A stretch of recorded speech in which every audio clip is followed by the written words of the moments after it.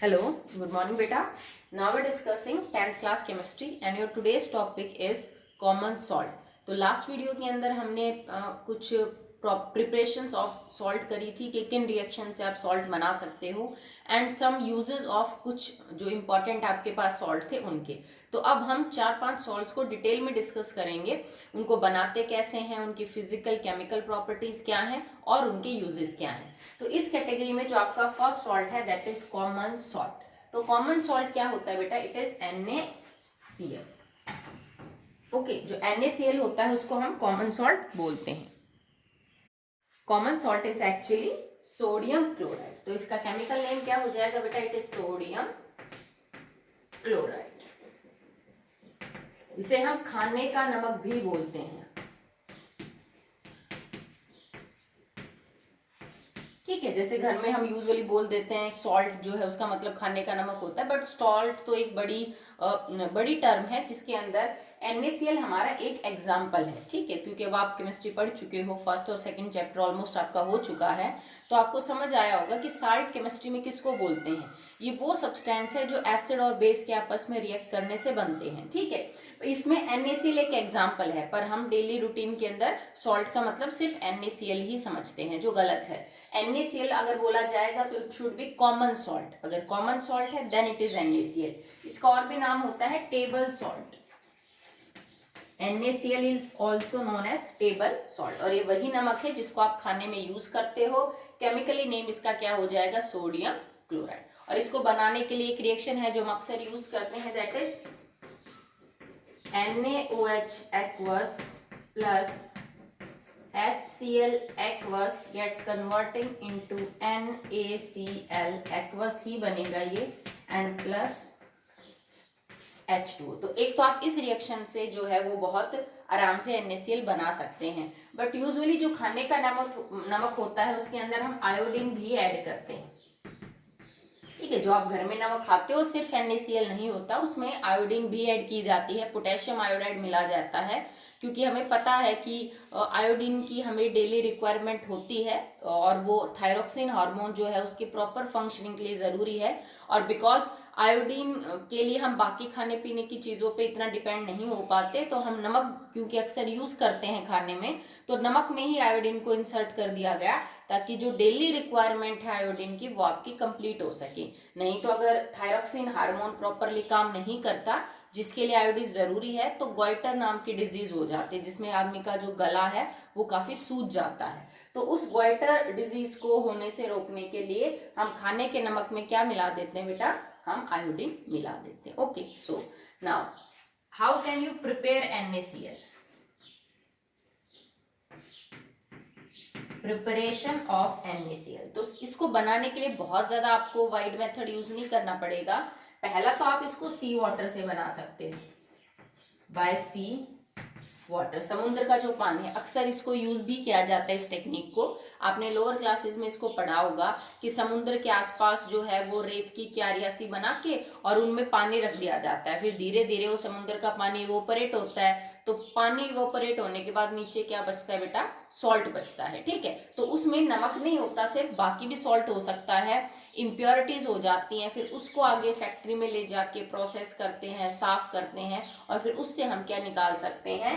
NaCl निकाल सकते हैं। तो जो सी वाटर है, समुद्र का पानी भी अच्छा खासा सोर्स है NaCl का। देखो कितना खारी होता है, उसमें माना कि सिर्फ NaCl तो नहीं होता, बाकी चीजें भी होती हैं, पर अगर आप समुद्र के पानी का इवोपोरेशन करेंगे तो आपको सॉल्ट मिलेगा कुछ इम्प्योरिटीज के साथ। आप उन इम्प्योरिटीज को क्या करिए बेटा? दूर कर लीजिए, और फिर आप NaCl उसमें से निकाल सकते हैं। ठीक है, रिएक्शन तो आप यूज कर ही सकते हैं जैसे हमने यहाँ की। इस रिएक्शन से भी आपको NaCl क्या मिलेगा? एक्वस। इस सॉल्यूशन को भी इवोपरेट कर दीजिए, पानी भाप बन के उड़ जाएगा और नीचे क्या रहेगा?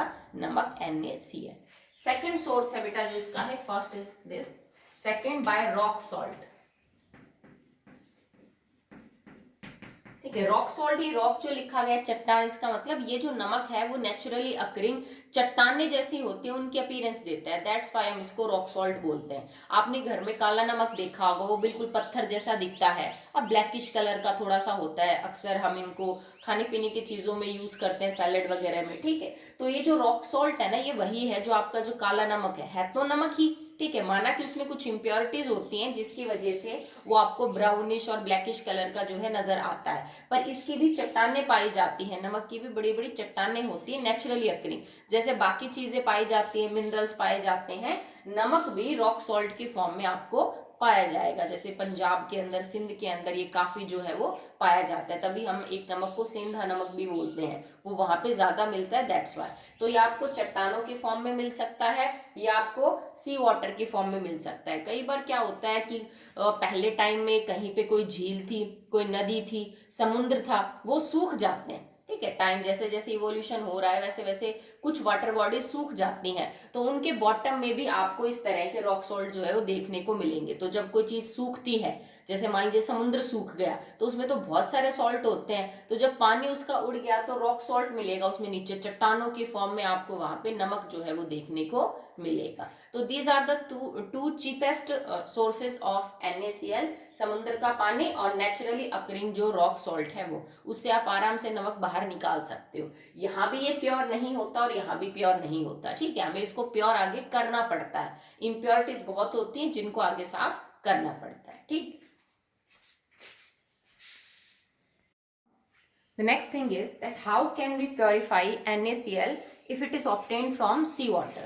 अगर समुद्र के पानी से आप नमक को बाहर निकाल रहे हो, इवोपोरेशन कर रहे हो, तो जो मिक्सचर एक्चुअली में नीचे बच गया जिसमें बहुत सारी इम्प्योरिटीज होंगी, उसमें से आप नमक को कैसे साफ करेंगे?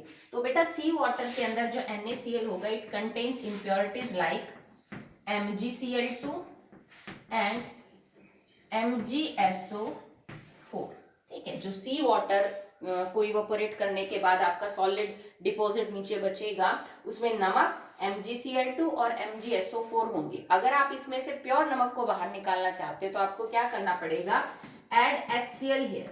आप ऊपर से हाइड्रोक्लोरिक एसिड जो है उसके अंदर डाल दीजिए, मतलब आप हाइड्रोक्लोरिक गैस पास कर दीजिए, नो प्रॉब्लम, ठीक है। होगा क्या कि NaCl जो है वो टूटता है बेटा into Na positive and Cl negative, HCl टूट जाएगा into H positive and Cl negative, और ऐसा करने से जो Cl नेगेटिव आयन की कंसेंट्रेशन है वो काफी ज्यादा क्या हो जाती है? इंक्रीज।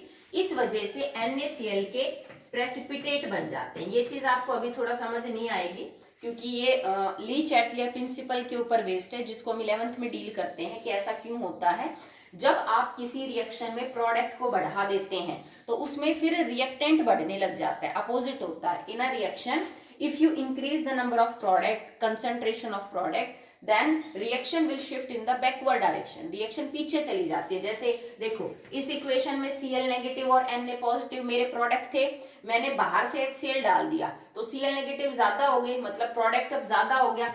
अब प्रोडक्ट ज्यादा हो गया तो रिएक्शन पीछे की तरफ जाएगी, रिएक्टेंट को ज्यादा करेगी, और रिएक्टेंट ज्यादा होने का मतलब है Na पॉजिटिव और Cl नेगेटिव जुड़ के NaCl बना रहे, क्योंकि रिएक्टेंट तो सॉलिड NaCl है, प्रोडक्ट है मेरा Na पॉजिटिव और Cl नेगेटिव। अगर हमने प्रोडक्ट ज्यादा किया तो रिएक्शन क्या करेगी? रिएक्टेंट को ज्यादा करेगी, और इस कंडीशन में NaCl के प्रेसिपिटेट आउट होने के चांसेस होते हैं, और वो पीपीटी के फॉर्म में आपको क्या मिल जाएगा? नीचे मिल जाएगा। मतलब करना कुछ नहीं है आपको, जो इवोपोरेशन हुआ आपका पानी, उसके बाद आपके पास ये सॉल्यूशन बचा जिसके अंदर मतलब इम्प्योरिटीज हैं MgCl2 की, MgSO4 की, ठीक है। उसके बाद आप क्या करोगे कि इस सॉल्यूशन को पानी में डिसॉल्व करोगे और सैचुरेटेड सॉल्यूशन बना लोगे। मतलब इन तीनों चीजों को आप पानी के साथ मिक्स करके and you will make a solution saturated, ठीक है। अब सैचुरेटेड सॉल्यूशन बनाने के बाद आप उसमें HCl गैस को पास कर दो, तो HCl गैस जब सैचुरेटेड मतलब पानी के कांटेक्ट में आएगी तो ऑलरेडी वो कन्वर्ट हो जाएगी into H positive and Cl negative, और इस नाते हमने प्रोडक्ट को कर दिया ज्यादा। अब प्रोडक्ट ज्यादा हो गया तो रिएक्शन जाएगी बैकवर्ड डायरेक्शन में, पीछे की तरफ, और पीछे की तरफ जाने का मतलब है Na पॉजिटिव और Cl नेगेटिव जुड़ के क्या बना रहे हैं? NaCl, ठीक है। So that will be the method that how can you purify NaCl from the sea water that contains impurities like these salts. Okay. Next है, अगर आप अर्थ में से डिग कर रहे हो, आपको कहीं डिपॉजिट मिल गया, जैसे कोयले की खदान होती है, सेम उसी तरह से नमक की भी माइंस पाई जाती हैं, तो हम वहां से भी डिग करके क्या है इसको निकाल सकते हैं। अगर सॉलिड डिपॉजिट है तो जैसे खदानों में से खोदा जाता है कोयला या बाकी चीज निकाली जाती है, आप नमक को भी बाहर निकाल दीजिए। अगर वो वहां पे सॉल्यूशन फॉर्म में कि भाई सॉलिड नहीं है, वो लिक्विड फॉर्म में एग्जिस्ट कर रहा है, तो आप उसका सॉल्यूशन बाहर निकाल दीजिए, फिर उसके बाद उसको इवोपोरेट करके प्योरीफाई कर सकते हैं। Okay, so now next is properties of common salt. Properties of common salt. क्या क्या प्रॉपर्टीज हैं कॉमन सॉल्ट की बेटा? अगर आप कलर और टेस्ट की बात करें तो कलर में ये क्या होता है, it is white in colour, crystalline structure है एंड इट इज सोर इन द टेस्ट। आप सबको पता है कि नमक जो है वो खारा होता है, क्रिस्टलाइन स्ट्रक्चर होता है, ठीक है, क्रिस्टल्स होते हैं, क्रिस्टलाइन स्ट्रक्चर है, व्हाइट कलर का होता है एंड सोर इन द टेस्ट। ये टेस्ट के अंदर थोड़ा सा खारा, क्रिस्टलाइन नेचर और व्हाइट कलर का पाउडर होता है। बात करें सॉल्युबिलिटी की तो it is highly soluble in water, it is highly soluble in water. पानी में बहुत अच्छे तरह से घुल जाता है, बहुत ज्यादा अमाउंट पानी इसका घुल सकता है। आप सबने इसको तो घर में प्रैक्टिस किया होगा। नेक्स्ट है एक्शन ऑफ हीट, कि अगर आपको कोई सॉल्यूशन वगैरह गर्म नहीं करना, सिर्फ आपको जैसे नमक ले रखा है आपने उसको गर्म करना है। वैसे अगर आप देखो तो नमक का जो मेल्टिंग पॉइंट है वो बहुत ज्यादा हाई होता है। नमक का मेल्टिंग पॉइंट होता है इट इज 820 डिग्री सेल्सियस। अगर आप इसको केल्विन में कन्वर्ट करेंगे तो केल्विन में आपका आएगा 1093 केल्विन, मतलब लगभग यूं समझ लीजिए आप 1100 केल्विन के आसपास इसका मेल्टिंग पॉइंट होता है। तो ये बहुत ज्यादा हाई मेल्टिंग पॉइंट वाला सॉलिड है। आप नॉर्मली घर में आपके गैस और बर्नर से इतनी जो है वो हीट सप्लाई नहीं कर सकते, तो अगर आप कढ़ाई में नमक को गर्म करेंगे तो वो मेल्ट नहीं होगा, बहुत हाई टेम्परेचर चाहिए उसको। इतना टेम्परेचर हम गैस या बर्नर से मेंटेन नहीं कर सकते हैं, ठीक है। तो अगर आप इसको हीट करोगे तो इस टेम्परेचर से ऊपर ये लिक्विड स्टेट में आएगा, उससे नीचे तो लिक्विड स्टेट में नहीं आएगा। बट अगर आप नमक को देखो तो 0 से लेके 20 डिग्री सेल्सियस के आसपास तक, मतलब लो टेम्परेचर के ऊपर नमक किस फॉर्म में मिलेगा आपको, NaCl.2H2। ओके, सो सिर्फ लो टेम्परेचर की बात हो रही है, जैसे आपने 30, 35, 40 डिग्री टेम्परेचर की बात की, तब ये बात लागू नहीं है, ठीक है, कि लो टेम्परेचर के ऊपर नमक जो है वो NaCl.2H2O की फॉर्म में एग्जिस्ट करता है। It is known as sodium chloride dihydrate. Okay, अगर आप इसको हीट कर रहे हो तो सबसे पहले ये अपने 2 वाटर मॉलिक्यूल जो है वो यहाँ से क्या कर देगा, बाहर। और जब आप नमक को गर्म करना स्टार्ट करते हो तो उसमें चटकने की आवाज आती है। वो जो चटकने की क्रैकिंग साउंड है ना, वो इसी वाटर मॉलिक्यूल की वजह से होती है कि जब आप शुरू में गर्म करोगे तो ये जो वाटर मॉलिक्यूल है वो क्या हो जाएंगे बेटा, बाहर निकल जाएंगे, इवोपरेट हो जाएंगे। और जैसे ही ये वाटर मॉलिक्यूल इवोपरेट होते हैं वो क्रैकिंग साउंड हमें देखने को मिलती है, ठीक है। तो 20 डिग्री सेल्सियस तक तो ये .2H2O की फॉर्म में होता है, और उसके बाद ये अपने 2 वाटर मॉलिक्यूल को लॉस करेगा और आप फर्दर गर्म करते रहोगे तो इस टेम्परेचर से ऊपर ये लिक्विड स्टेट के अंदर आ जाएगा। Okay, next property is hygroscopic nature. अब हाइग्रोस्कोपिक नेचर जो है क्या होता है, किसी सब्सटेंस की पानी को एब्जॉर्ब करने की जो प्रॉपर्टी है उसको हम कहते हैं it is hygroscopic in the nature, ठीक है। मतलब यूं समझ लीजिए आप किसी सब्सटेंस को बहुत नॉर्मल कंडीशन में रखो उस एयर में जिसपे ह्यूमिडिटी है, और वो हवा में से नमी सोख के गीला हो जाए, इस प्रॉपर्टी को हम बोलते हैं hygroscopic in the nature. So NaCl is hygroscopic in the nature, it absorbs moisture from air and become wet। ये सब आपने ऑब्जर्व किया होगा कि जब भी बरसात के मौसम में अगर आपने नमक के डब्बे का ढक्कन ढीला रखा थोड़ा, तो वो थोड़ा चिपचिपा हो जाता है, आपको उतना फ्री फ्लो नहीं मिलता जितना गर्मियों के टाइम में देखने को मिलेगा। तो उसका रीजन क्या है कि बरसात के टाइम में हवा में बहुत नमी होती है, और उस हवा, जैसे आपने 4 बार उसको यूज किया, सब्जी में डालना है किसी और चीज में, तो वो जैसी हवा के कांटेक्ट में आया आपका नमक, वो उसमें से नमी को एब्जॉर्ब कर लेता है और फिर वो वेट हो जाता है, वो गीला और चिपचिपा हो जाता है। इसी को हम हाइग्रोस्कोपिक नेचर बोलते हैं। बट एक्चुअली में अगर आप बात करें तो pure NaCl do not absorb water, जो आपका प्योर नमक होगा एकदम, वो पानी एब्जॉर्ब नहीं करेगा, चाहे आप उसको नमी में रख दो। अगर आपका जो NaCl है वो एब्जॉर्ब कर रहा है water, it means NaCl is having MgCl2 as impurity. अगर आपके नमक के अंदर मैग्नीशियम क्लोराइड एज इम्प्योरिटी मौजूद है तो उस नमक के अंदर ये टेंडेंसी होती है कि वो नमी में, हवा में से नमी को एब्जॉर्ब कर लेता है, पानी को एब्जॉर्ब कर लेता है। ओके, सो प्योर NaCl पानी एब्जॉर्ब नहीं करेगा, but if contains impurity of MgCl2 it absorbs water and it becomes wet in the rainy season, specially बरसात के मौसम में ये आपको गीला जो है वो महसूस होगा। नेक्स्ट है एक्शन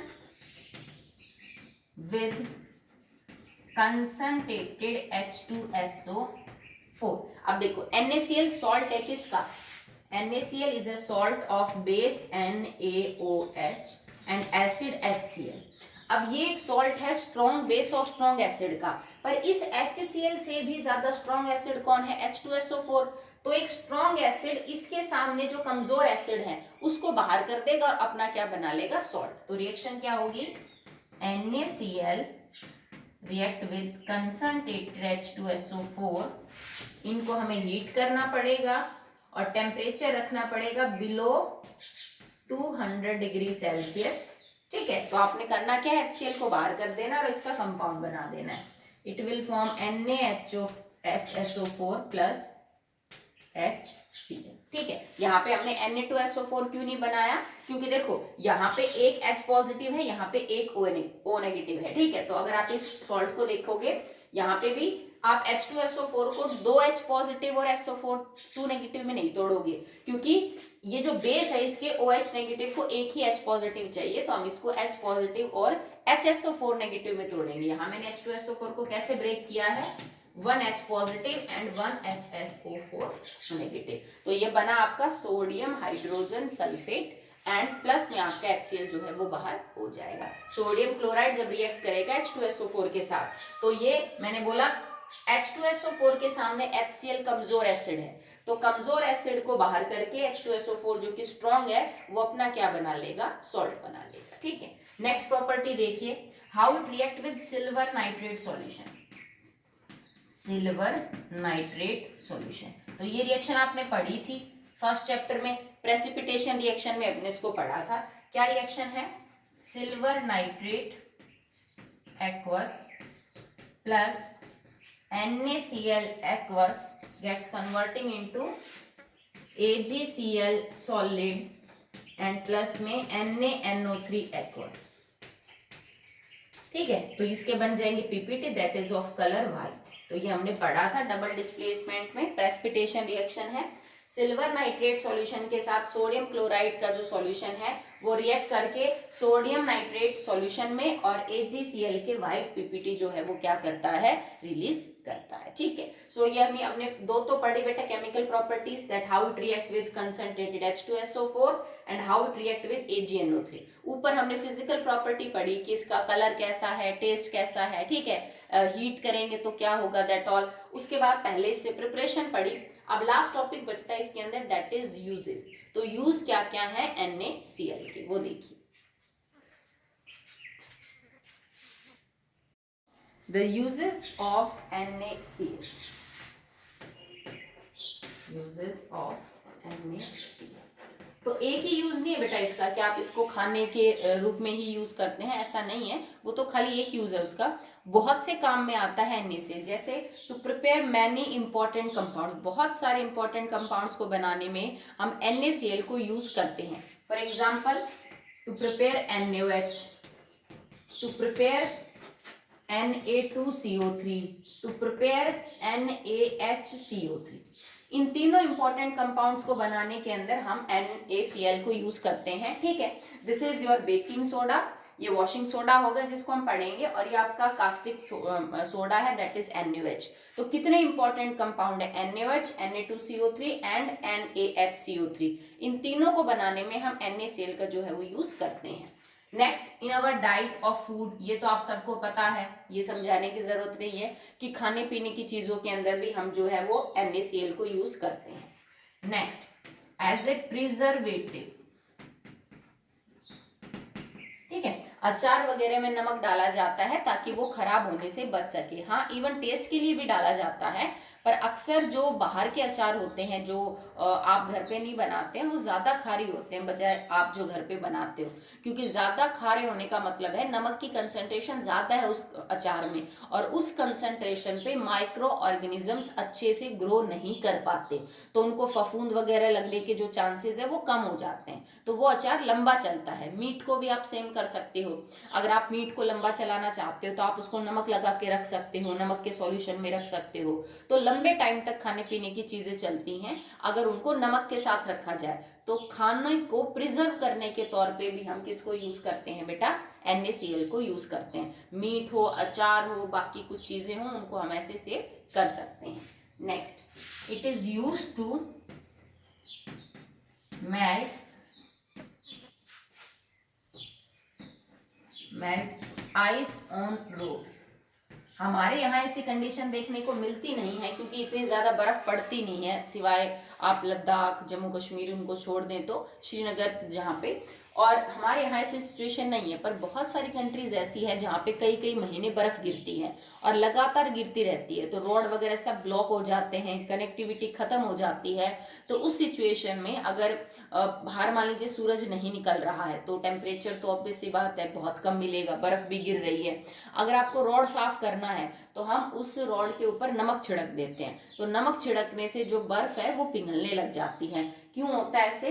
बिकॉज ऐसा करने से बर्फ का जो मेल्टिंग पॉइंट है, फ्रीजिंग पॉइंट कह लीजिए आप, फ्रीजिंग पॉइंट कम हो जाता है। ठीक है, तो जो बर्फ है उसका फ्रीजिंग पॉइंट घट जाता है, जैसे ही आप नमक उसके ऊपर छिड़केंगे तो बर्फ पिघलना स्टार्ट कर देती है। तो रोड्स को क्लियर करने के लिए हम इस चीज को जो है वो यूज करते हैं। ठीक है, नेक्स्ट और क्या क्या यूज है? नमक को आप कहाँ कहाँ यूज कर सकते हैं? It is use for the manufacturing of soaps. ये बहुत इंपॉर्टेंट है, हम इसको 4th चैप्टर में पढ़ेंगे कि साबुन बनाने के लिए, डिटर्जेंट बनाने के लिए हम जो है वो नमक का इस्तेमाल करते हैं। अगर जैसे फॉर एग्जांपल आपने एक्चुअली में डायरेक्ट NaCl ना सही, बट अगर आप NaOH वगैरह यूज कर रहे हो साबुन बनाने में तो उसको बनाने के लिए भी हम NaCl का जो है वो यूज कर सकते हैं। बाकी डेली कितना आप यूज करते हो नमक को ये तो आपको बताने की जरूरत नहीं है, बहुत सारे इंपॉर्टेंट कंपाउंड है जो आप इसको एक्चुअली में बना सकते हो। ये फर्टिलाइजर्स का भी काम करता है for sugar beet, it can act as fertiliser for sugar beet. Sugar beet होता है, फिर इसको हम एक्चुअली में चकुंदर है जो आप सैलेड वगैरह में यूज करते हो, रेड कलर का होता है, तो उसके लिए खाद का भी काम करता है। कौन? ये जो आपका नमक है, ये साबुन बनाने में खाद, फॉर दिस क्रॉप खाद के लिए काम करेगा। आप इससे खाने पीने की चीज़ों में यूज़ कर सकते हैं, आप इससे बहुत सारे इंपॉर्टेंट कंपाउंड बना सकते हैं, और प्रिजर्वेटिव का भी काम करेगा, जैसे अचार में, मीट में, बाकी किसी फूड आइटम को स्टोर करने में आप इसको यूज़ कर सकते हो। सो अभी तक हमने NaCl जो है वो कंप्लीट कर लिया है। आज के लिए इतना ही होगा, और जो नेक्स्ट सॉल्ट है वो हम नेक्स्ट वीडियो में पढ़ेंगे, दैट इज कास्टिक सोडा, जिसको हम NaOH बोलेंगे। ओके, एक्चुअली में NaOH एक बेस है, अगर आप ध्यान दो तो NaOH सॉल्ट नहीं, इट इज अ बेस। पर इसकी मैन्युफैक्चरिंग क्यों पढ़ेंगे कि इसको कैसे बना सकते हैं? क्योंकि इसको बनाने में कौन रोल प्ले करेगा? NaCl। हमने लिखा ना कि NaCl, NaOH को, इन तीनों को बनाने में NaCl का रोल होता है। तो अब वो सॉल्ट पढ़ेंगे जो एक्चुअली में NaCl से बनते हैं। तो NaOH is not a salt, but actually में इसको पढ़ेंगे बिकॉज इसमें NaCl मेन रोल प्ले करता है। ठीक है, so that's all for the today. And कुछ बच्चों ने अभी भी बेटा नोटबुक सेंड नहीं करी है, पूरी क्लासेस की नहीं आई है, तो जिस भी बच्चे ने अब तक नोटबुक सेंड नहीं करी है वो अपना नाम, फादर्स नेम और विलेज लिख के लास्ट 10 पेजेस की जो फोटो है वो सेंड करें। ठीक है, आप, मेरा नंबर आप सबके पास है, तो डायरेक्ट ये सारी डिटेल्स लिख के और लास्ट 10 पेजेस की फोटोज जो है वो सेंड कर दीजिए। अगेन आई थिंक मैंने आपको बताया होगा पहले कि आपने अगर चैनल सब्सक्राइब नहीं किया है तो उसको सब्सक्राइब कर लीजिए, बिकॉज समटाइम्स मेरे दिमाग से निकल जाता है कि वीडियो मैंने अपलोड की या नहीं, या फिर एक ही सेक्शन में 2 बार अपलोड हो जाती है, एक में नहीं हो पाती। तो उस कंडीशन में आपने अगर सब्सक्राइब कर रखा है तो आपको नोटिफिकेशन मिल जाएगी, और मैं जब भी अपलोड करूंगी वीडियो आपको तभी पता चल जाएगा। आपको वेट करने की जरूरत नहीं है कि कब मैं लिंक शेयर करूं ऐप पे और कब आप वो होमवर्क करें। आप जब चाहे उसको कर सकते हैं अगर आपने चैनल को सब्सक्राइब कर रखा है तो। ठीक है, आप अपनी क्लास के हिसाब से वीडियो सर्च कर सकते हैं, प्लेलिस्ट में जाइए और 9th 10th 11th 12th जो भी आपकी क्लास है उससे आप वीडियोस को चेक कर सकते हैं। पीछे कोई वीडियो है तो आपको ये भी उठाने की जरूरत नहीं है कि उस दिन मैडम ने काम दिया था वो वीडियो। जैसे आप क्लास के ऊपर जाएंगे आपको सारे वीडियोस मिलेंगे जो अब तक अपलोड हुई हैं। सो आप कोई भी टॉपिक आपका बचा हुआ है तो उसको आप बैठ के रिवाइज कर सकते हैं। ओके बेटा, नेक्स्ट टाइम करेंगे कास्टिक सोप।